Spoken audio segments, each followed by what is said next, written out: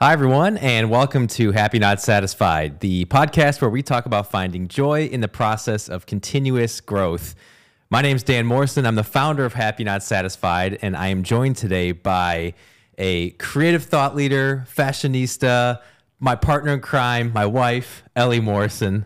Ellie, how are you today? Great, thank you. Thank you for the introduction. That was very kind. Oh, absolutely. We figured we're getting to the end of the year and we've been reflecting and pontificating and thinking about all kinds of things. And we have some takeaways from 2023 that we want to just discuss a little bit and tease out and share some of our findings through these takeaways, I think, from the year. Does that seem about right? Yes. The way that I think about our time together in this podcast, it's a way for me to process the process of continuous growth, which I think it's very meta. I know it is, but it helps, and Yeah. I think that we've had certain guests on together. You had a lot of guests before I kind of joined the picture, but we learned a lot from those guests. And I think Absolutely. that's something that's really, I always love is having conversations with people. The way that I think about this too is like when we have guests, it's just like if we were to invite somebody over to sit in our living room and chit chat, about life and all these things. And so this episode today, I feel like is a way to kind of package, talk through, process, recap certain lessons that others have helped us learn and others that we've learned along the way, and kind of, line them up in a way that's digestible for anybody who's looking to, align themselves with certain, not necessarily goals, but thoughts or efforts for 2024. I think that at the end of, as a year closes, it's always a nice exercise to kind of do that. Yeah, for sure. I also think even just listening to you talk, some of these things we're going to talk about, we've helped each other pull out of each other. Yes. And that's, I don't know, it's been interesting. And I think it's strengthened our relationship in some ways and moved us forward and over hurdles and through brick walls and all kinds of things, just allowing ourselves to be open and honest and vulnerable about things with each other and finding some of these takeaways. Yeah, it's been a very intense year in a lot of ways. I was just before we pressed record here at, once again, the amazing Studio O at the Pearl, shout out. But right before we pressed record, I was thinking like, wow, 2023, we didn't have Leo, but he was very new to our lives. Yeah, I was doing full-time school and then pretty much full-time with, the marching band design and all of that. Graduated from school, decided to move back to San Antonio. You flew back by yourself with Leo. I drove a truck with all of our stuff. We found our roots again here. Yeah. We've been developing our careers and our personal lives again. So it's been, we've had that episode about growth. This has definitely been a year of growth for sure. And for me personally, it's been a year of very painful growth. Yeah. Because with that also comes, joy, because you get to, I think what I've realized is that we have to make space for both extremes at the same time. And you and I often embody the opposite extreme, which is interesting. But, with the joy and elation of having a child, right? Like starting our family in that way, also came the complete decimation of myself, as who I thought I was before, simultaneously with kind of realizing that the deconstruction of who I thought myself before was happening simultaneously. Professional things were happening too that were clearing. I like to say like the universe was clearing my slate. Yeah. But and I think that just from kind of January through, I don't know, June, let's say, like half the year. When we moved. Yeah, I was kind of just going through the motions and trying to survive. And then once we landed back here and we settled, it's just been like shock for the few months of trying to understand like what is going on and why I feel certain things. And so I'm very much looking forward to, like, now that we have started these conversations and we're processing things and, external sources and people who are helping me process certain life events. I think like 2024 is, and I'm already feeling it since the past couple of weeks, I've really been prioritizing it, but healing. I think that like, I'm very excited for 2024 to take the opportunity to to rebuild. Yeah. Piece by piece by piece, but like in a very authentic way that is super true to me and that is not being compromised by certain environments or projects or whatever.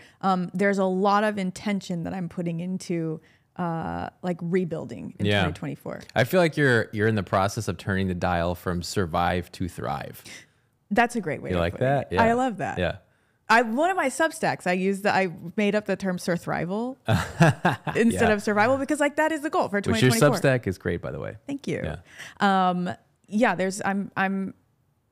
going to be putting out another one about one of the topics that I want to talk about today But I think the Substack has been another processing tool for me of like, how do I creatively and productively put into words pieces of the things that I'm feeling and like pick out these emotions and these thoughts and put them into something that is a written form of processing. And this is a verbal form of processing. But so I think diving into some of the takeaways, a lot of that leads us to the first one for me that I want to share is accept what is. And Roma Villavicencio, who we had on in the last episode, she really brought that to light for me. It's like, accept your moment, accept what is. I think so often we try and fight against what's really going on, but when you accept it, it's like, okay, for me personally, it has been just a complete reset back to I don't know, rock bottom is a term that I have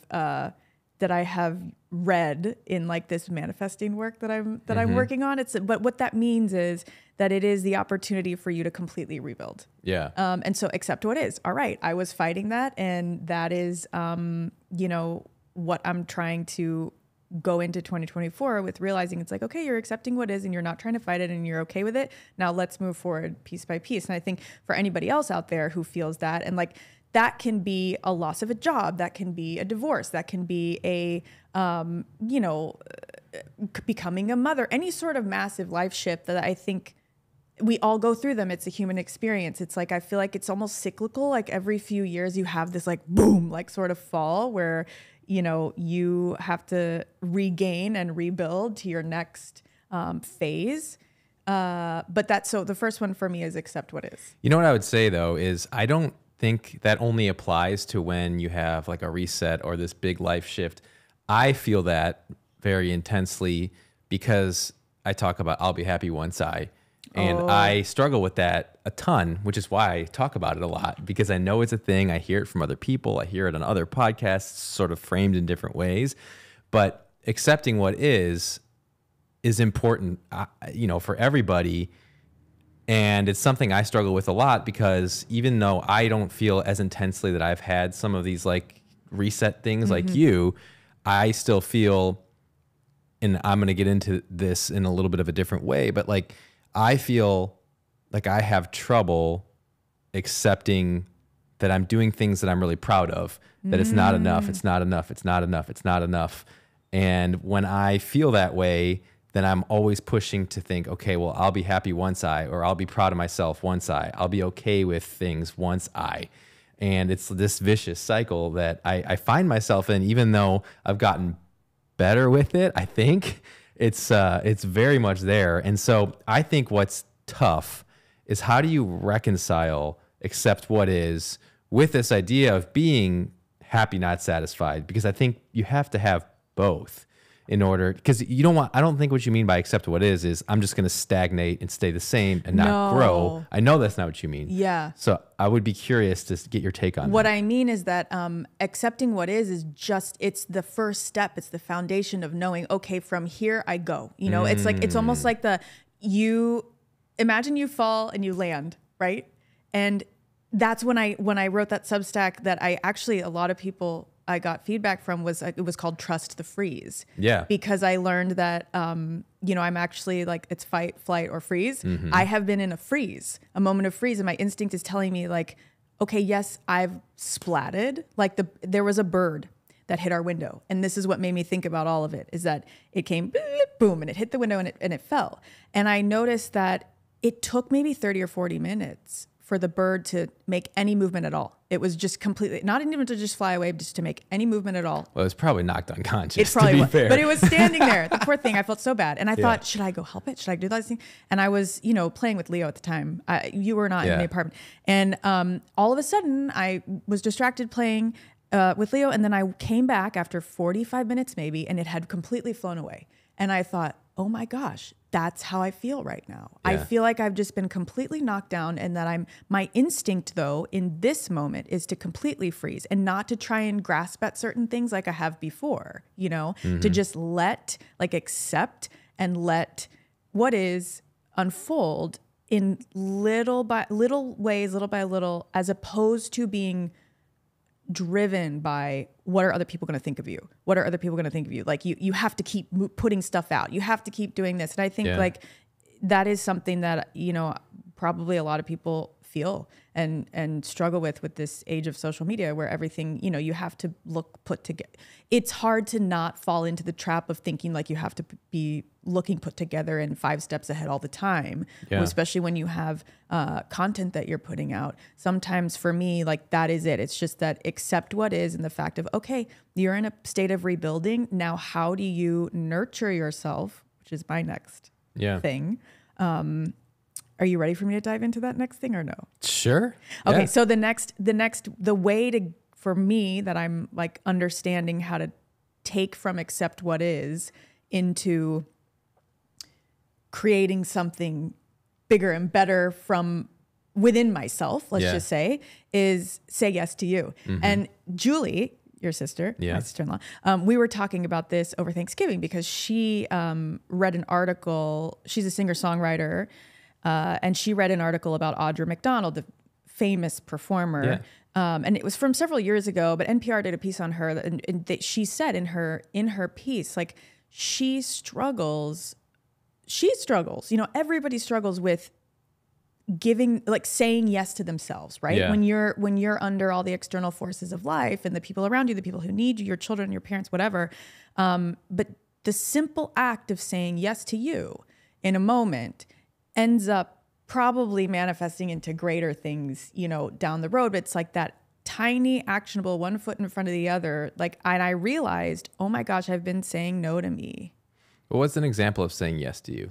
Little things like, okay, saying yes to me is, okay, can you take Leo on a walk? Because I'm going to go to the gym. Yeah. Like I'm going to get on the treadmill for this 20 minutes. Can you take him on a walk? As opposed to just in a moment going with you because feeling like we all need to be together or whatever. Well, and I just told you this morning, I struggle with the same thing. I put pressure on myself that doesn't exist.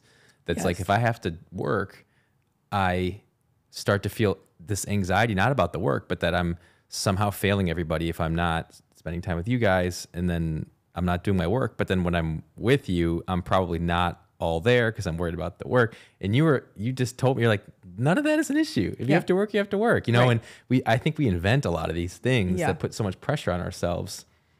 Oh yeah, absolutely. I mean, and I think like what I see a lot on Instagram is talking about that in the context of a mother, but I think as the father, it's equally as weighted, you know, like we're going through all these worry cycles in our brain constantly that I think are, I don't know. So oftentimes we're just maybe not communicating what they really are. And so I think we don't even understand ourselves what they are. Yeah. And so that's then, true. It just kind of stops there. It's just like this general unease. Yeah. Yeah. But it doesn't need to be that way. Right. And I think, you know, so when I say yes to you, it's like in the tiny moments, and then in the grander scheme of things, like the meta or esoteric version, it's, you know, I realize there's nothing like having a child for me that like when you're looking at something and you're thinking about how are you going to help nurture out the gifts that they have? How are you going to help point them in a direction that allows them to blossom into their fullest potential, where you think about times where you've compromised your dreams? For me personally, and it's not that they were unsupported or struck down per se, but that they were just nudged a little bit, you know? And this summer I saw Merrily We Roll Along, the show at the Playhouse. And in that, I had not been familiar with the music really fully of the full show up until seeing it. And I just remember sitting there weeping because when we got back to San Antonio, because the main through line of the whole thing is like, how did I get here? You know, like, Merrily We Roll Along, chasing a dream, but like, what was the moment? What got me here? And you're thinking, and I'm thinking to myself, like, at this bottom, accept what is. It's like, okay, there's been a clearing of many things because they weren't the original thing that lights me up. They weren't the original thing. Like, I've been putting myself into boxes to. So instead of saying yes to you, you've been saying yes to what you thought you should say yes to. Yes, exactly. Yeah. And saying yes to you in truth and authenticity, and like being at peace with and brave enough to accept what that is, you know, like not a version of it that is checking all the boxes that society's telling you, you know? Yeah. And that's difficult. That's really, really difficult. So, you know, I don't know if you feel that way at all, that if that's just a me thing, but. Well, I don't think it's just a you thing. I think what's interesting about our relationship is that we have so many opposite ways of feeling about life at times. And the things that you struggle with are sometimes, honestly, kind of like on the opposite side of the spectrum of things that I struggle with. Yes. And I think we're realizing that recently and finding ways to help each other with that, because we've found that maybe something that's oppositely, the strength could be the thing that helps the other person's struggle. Yes. Well, it kind of like throws, what is it? Fodder into the fire. Yeah. For the other person. And well, yeah, that's what I think. Yeah. But just becoming aware of that. I mean, even just this morning, we had like a major breakthrough of a realization of something that, you know, both of us struggle with, but in different ways. Future episode. Yeah.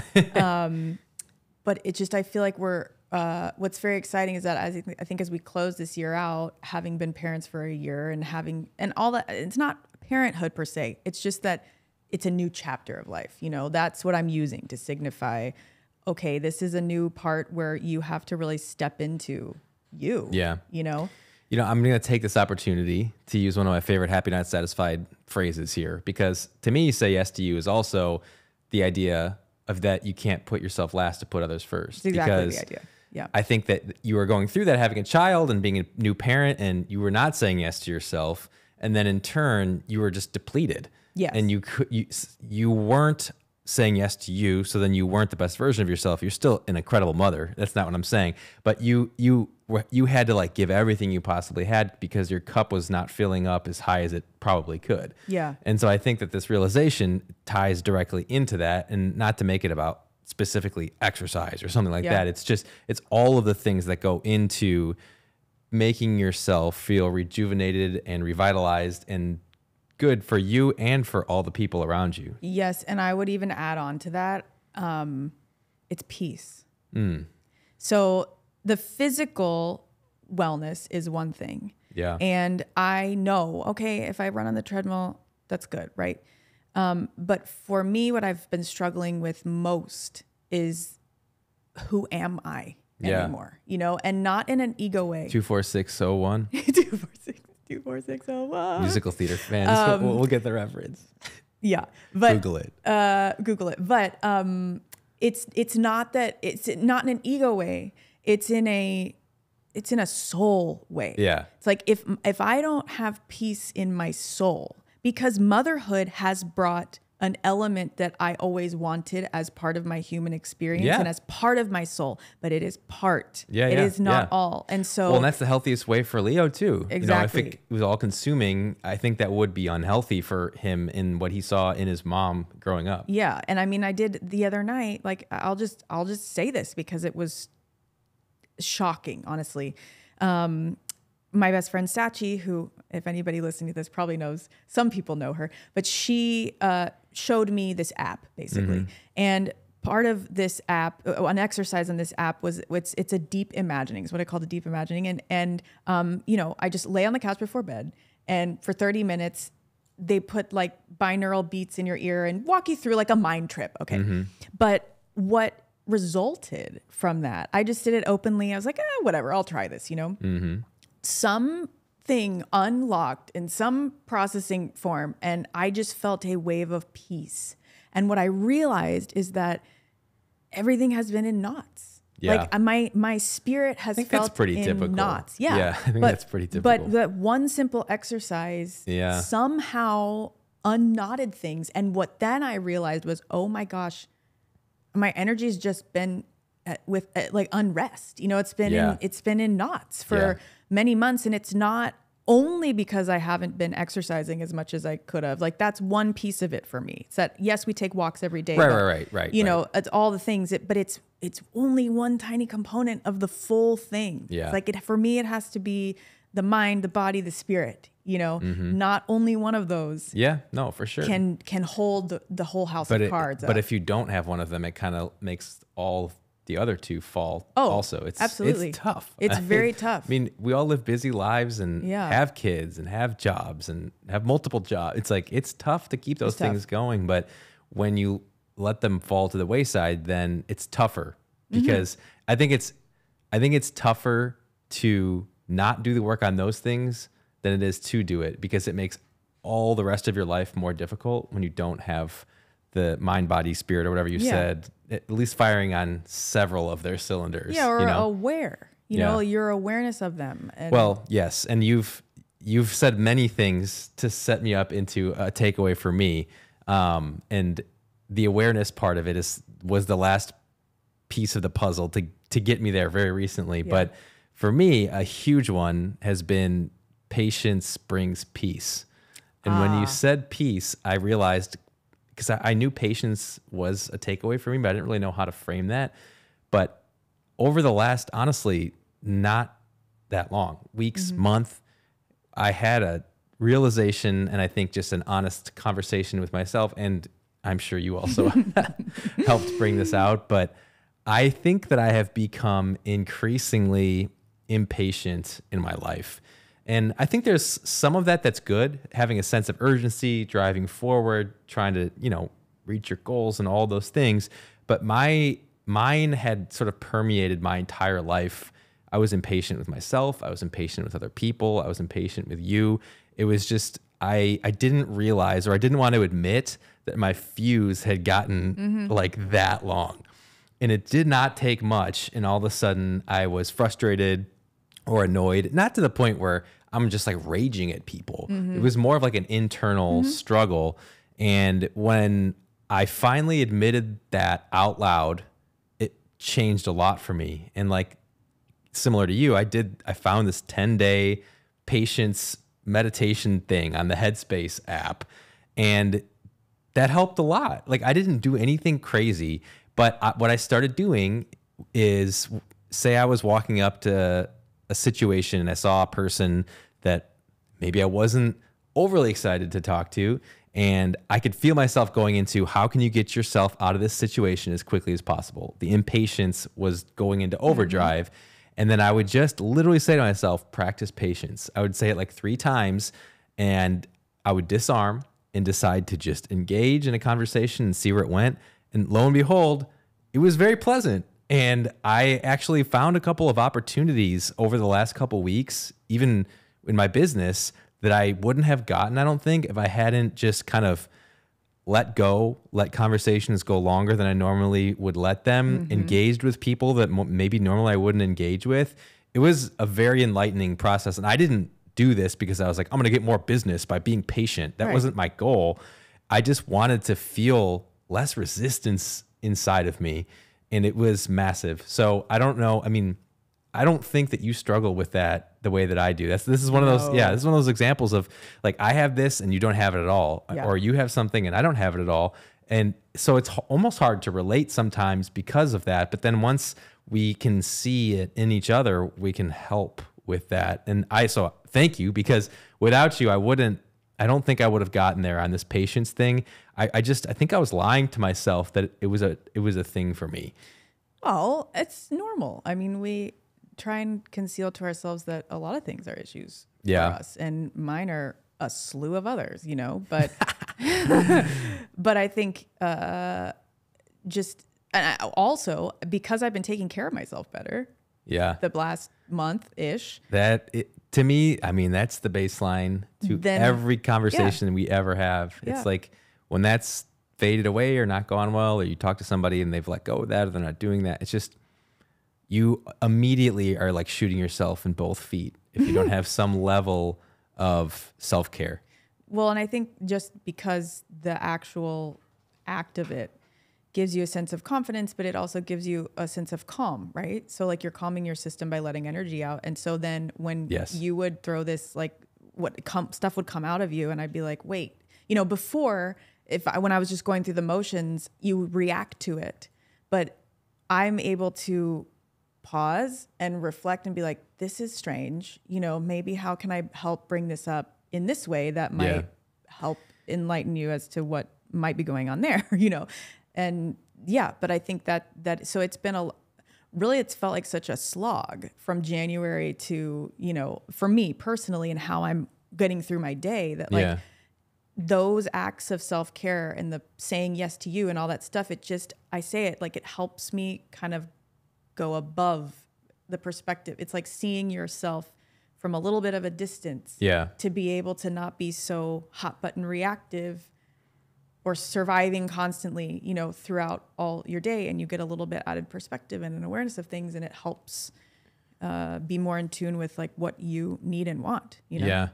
I think it's interesting because you look on social media or whatever, and these people that are all about wellness and optimization and efficiency, that's a lot of what comes through mine. Yeah. But what I realized is if you get too far down that rabbit hole, it can become unproductive, because then you do become impatient, because you look at every situation as how can I optimize this and be more efficient, which of course I still believe that you need that in your life and that can help you move forward. But I think it became an issue of over leaning into that. And so over optimizing led to losing patience with other people and with myself, because it's like I'm trying to like find the algorithm of my own brain that is getting rid of any inefficiency. Interesting. And looking back and thinking about that is my default, I think, to a certain degree, but I don't want it to be. And so I'm trying to be actively aware of that at all times. And it's, it's always, I always ask the question, like, well, how do you reconcile these things? Like, how do you reconcile optimization and patience? And that's not an easy question to answer, but I think it's balancing them, and it's okay to lean further into one sometimes and further into the other times. But for me, I can't be 100% optimization efficiency all the time. Otherwise I become a jerk. Yeah. I literally am sitting here thinking like, I could not relate to this less. Yeah, exactly. And, like I could not relate to this less. Like all I'm trying to do is like live a peaceful, joyful life. Yeah. Well, ultimately I want that too, but we come about it very, very different ways. And I'm about, sensorial engagement, and like, I don't like to be rushed. I like to live slowly. I like to relax. I like to rise and relax. Yes. Dan is like, rise and rush. Like you are Optimus Prime. Like that's how you are. Take that as a compliment, by the way. Thank you. Yeah, of course. Optimus Prime. That's how you are. For me, the opposite. I do know. Yes.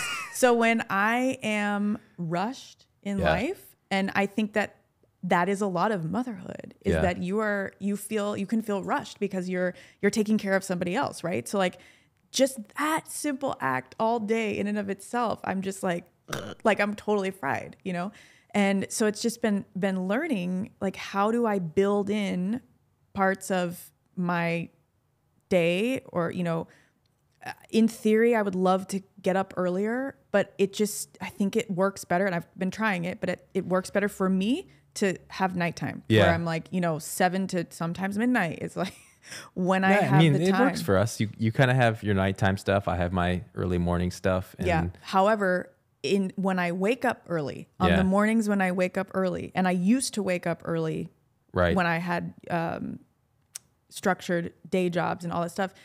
And even when I didn't, because it allows me to have enough time to rise and relax around so that I don't feel rushed when I'm starting my day. And that's like huge for me. Yeah. And so, you know, I could not relate to what you're talking about, Les, but I think other people probably can. They can. Yeah. And other people will relate to me and be like, oh yeah, you're crazy. But it's just how we're wired, you know?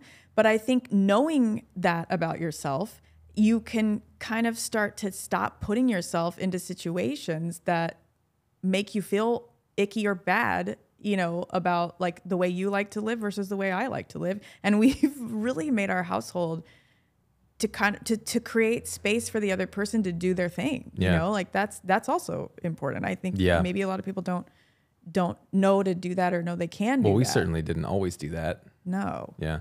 But that's really interesting. And I think too, like this Happy Not Satisfied, the podcast, I feel very strongly about saying, like, not always agreeing and saying like, oh, that's your experience. And then my experience I think is that's why completely it's different. Great having you, because I am very like optimization, efficiency, wake up at 4 a.m. It's like people ask me like, what's wrong with you? I'm like, I don't know.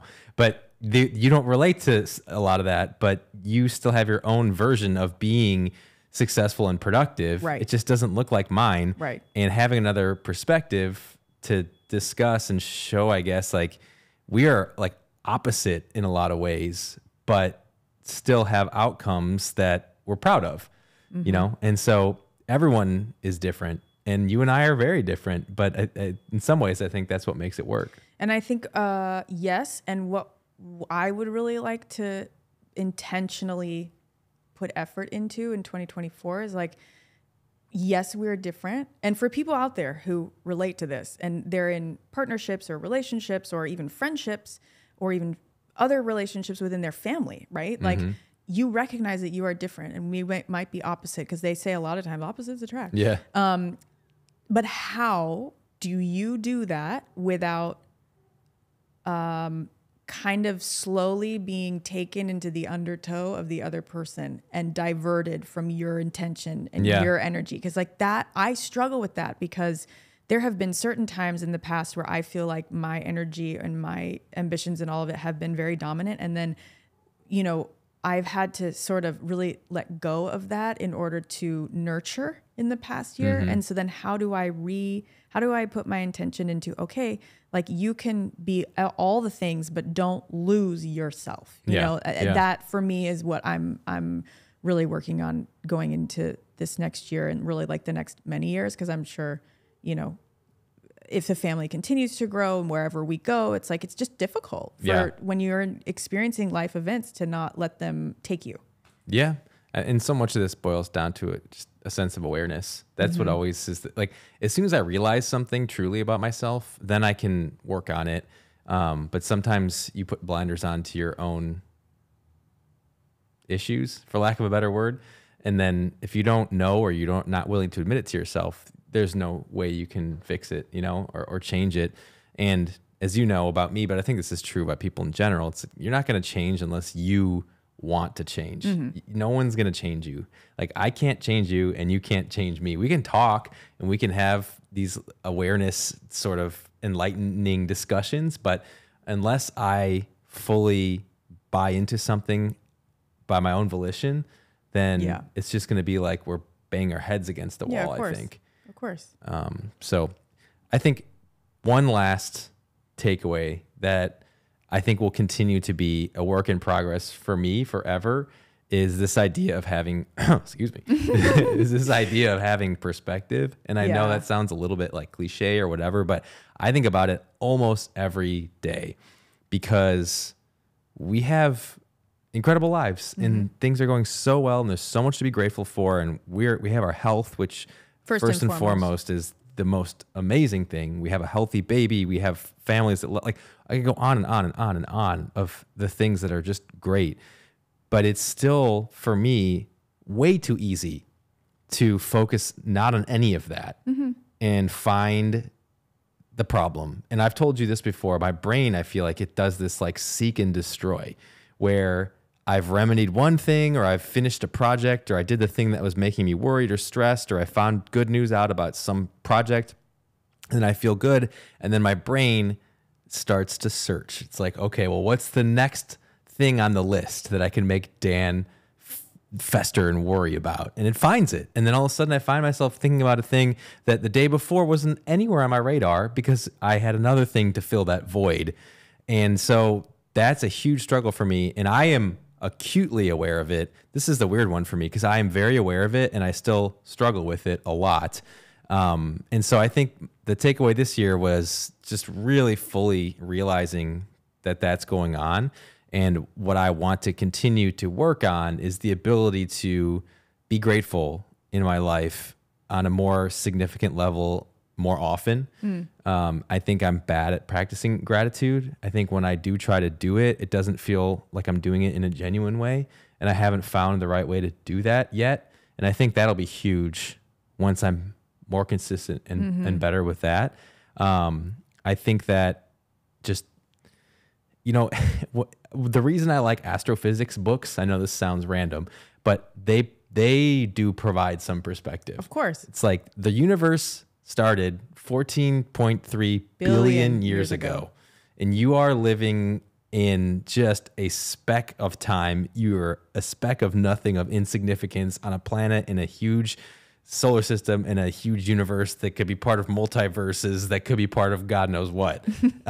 So like I try to go there because it gives me a little perspective on how my problems just don't matter. But it's tough, you know? And I think that our brains are wired in a way where they very quickly, and I don't want to go too far down this rabbit hole, but there's a term for it and I can't remember off the top of my head what it is, where we get used to what's happening around us very quickly. Oh. And it could be bad things and it could be good things, but it brings us to the baseline.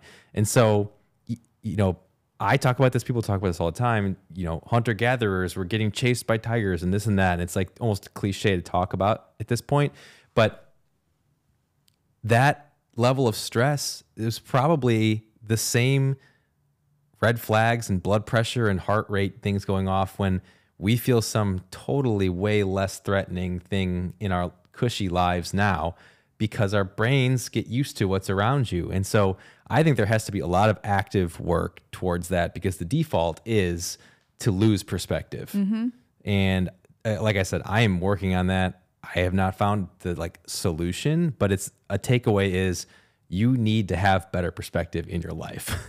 That's great. I think that it's wonderful that you have that awareness. I also do not struggle with this as much. However, what I do struggle with, and you saying all of this makes me feel like, okay, well, this makes sense as to why the past month and a half, 2 months, I have been so needing to take a break from being on social media. Yeah. It's like as a person who puts out content and who has put out content for 10, 12 years, right? Like a hobby and then kind of as a profession, not kind of like as a profession.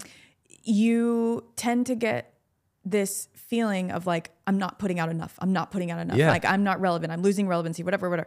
But in those moments, it's when I feel like, what is my voice anymore? You know? And that is how I feel right now because of the like knocking down from the universe and the clearing of the slate and the rebuilding and all of it. It's like, well, sometimes you just have to take a freaking beat, you know, and find your voice. And like, that's what I'm in the middle of because of the influences that you get from everybody else sharing what they're doing in their lives, looking perfect. It's so easy to lose perspective. And like, of course, anybody who talks about social media talks about this. It's toxic. But at the same time, like, how do you build a healthy relationship with it so that you're not losing perspective and what you are putting out there may be helpful to other people as opposed to making them feel like they're not enough? And that's the biggest thing that I struggle with like, when I am interpreting content from other people, it's so often that, well, you're not enough, or you're not as this, and you're not as that, and you're not as that.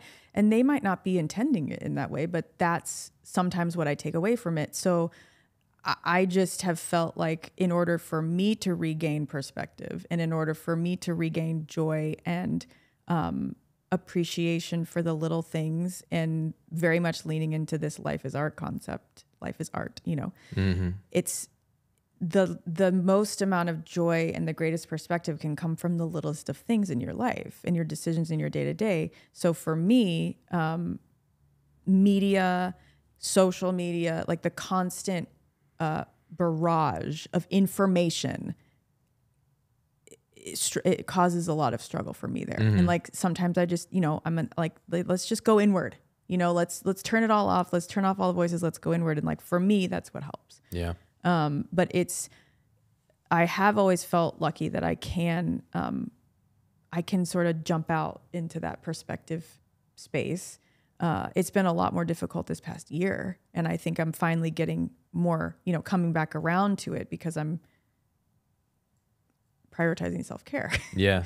But I do understand what you're saying, and it is tough. But we'll see if anybody has any I know. I was going to say perspective meditations, or like just insight. I mean, I think a lot about that quote I saw that was basically, remember when you wanted all the things you currently have, and not necessarily things like stuff, but just, where you're at in life, and maybe some stuff, and all those things. And I feel that way 100%. Like, I couldn't feel that way more when I stop and think about it. But I still struggle to have perspective in my day to day and not get wrapped up in the stress of what's next. And so it's a constant, again, trying to reconcile. How do I keep pushing and growing while having perspective? And it's these push and pull ideas that I'm always grappling with and trying to find some clarity on. And it's really tough. And I'm bringing these up, but I don't have an answer. I just know that continuing to have self-awareness and trying to seek out better approaches is all I can do. And that's what I'll continue to do. So, those are my takeaways.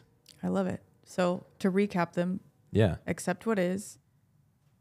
What did I say? Accept what is. What's the next one? Oh, say yes to you. Accept what is. I don't know. You said it. No, I just blacked out. Accept what is. Say yes to you. And then, patience brings peace, and practicing perspective. Look at my alliteration. Wow, I'm very impressed. I put those on some t-shirts right there.